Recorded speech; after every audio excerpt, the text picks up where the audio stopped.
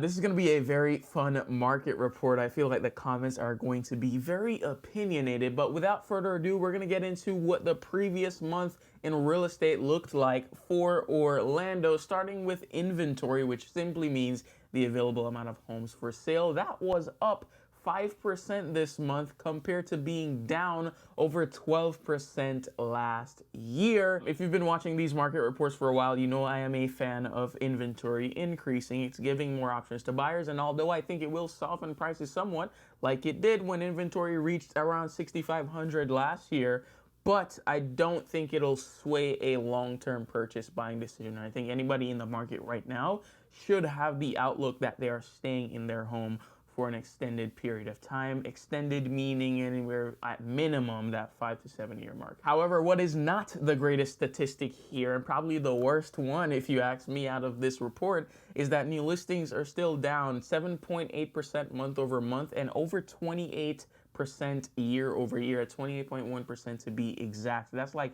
1,300 listings in difference between last year and this year. That is not great. We need more listings. I think a lot of what's happening is markets, or not markets, but homes on the market are sort of getting stale. There's a lot more homes that are sitting, but we aren't getting a good batch of inventory. And I'll talk a little bit more about that later on. Going down, we are ever so slightly down in new contracts, 0.1%, and we're down 7.8% year over year. Total pendings are also down 3.9% month over month, 5.5% year over year. Also down is closed sales, 8.7% month over month, 13.8% year over year. And although it's not necessarily a huge difference when you look at the actual numbers compared to each other, but it overall shows a downward trend in the market. And to some people's point in the comments on the previous market reports, there is a seasonal effect to the real estate market, right? So in summertime, it's typically hotter, more people are moving, more transactions are happening.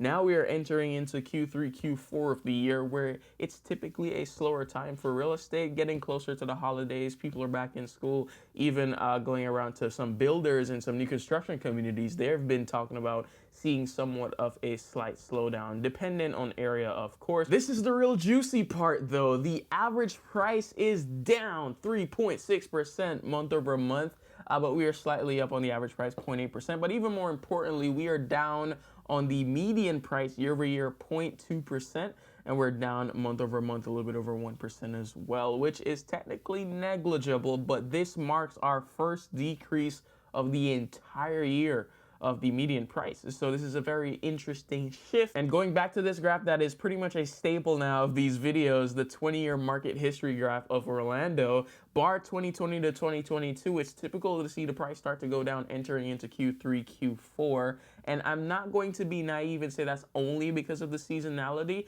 There is at play too on affordability. Like right now, interest rates, I think, let me actually check my phone, guys. Hold on.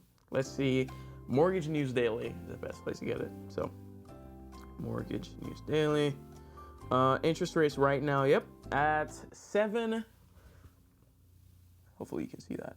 7.5 on the 30-year fixed. And so yeah, it's certainly not the cheapest time to buy a house right now. And in regards to it being the best time, I know a lot of realtors throw that around like it's the best time to buy or sell given any time ever.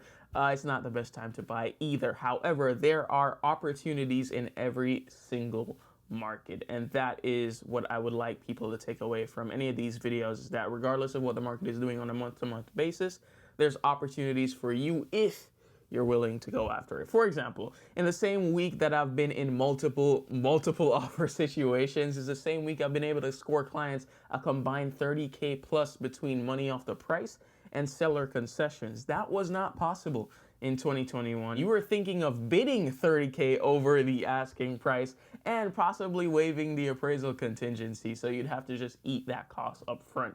And so I think for the buyer that really needs concessions, they need help with closing costs, if you're willing to look at homes that have been sitting on the market, because that's the thing about the Orlando market, as again, I always like to say, I don't speak for other markets. Orlando is rather nuanced. So in regards to how these market stats relate to what I'm seeing in real time, is that it's nuanced. For the homes that everybody wants, you're still getting multiple offers, and I'm talking like 4 or 5 offers on one single home still in this market, this 7.5 interest rate environment. but you're also seeing those homes that are sitting for 60, 90, over 100 days where you can start to come in and kind of ask for more and get more. But one interesting trend that I'm noticing is that the folks who wanted this environment to where you could ask for stuff and get more off the price and get concessions are now starting to think, what if I wait until interest rates come back down? And my question to you, if you are one of those people, would be, what do you think everybody else is doing? Everybody else is waiting for interest rates to come down.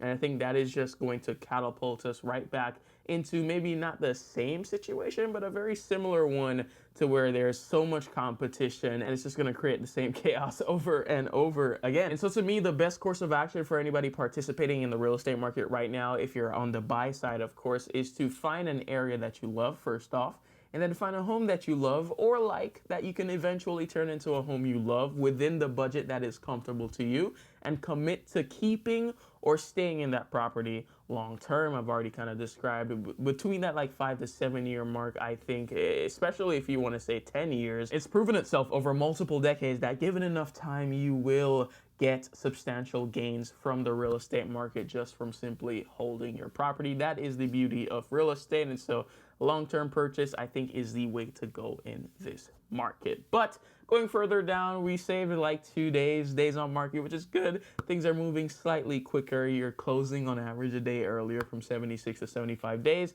And our months of supply is up a little bit over 2.01 months, which is nice. But again, not where we need to be. Let me know your thoughts. Of course, if you want to buy a home or sell a home in Orlando, I'd love to partner with you as your real estate agent. Email is somewhere here. Thank you so much for watching. I was sick this past week, terribly. Feels so great to be back on camera talking to you guys. Let me know what you think in the comments down below.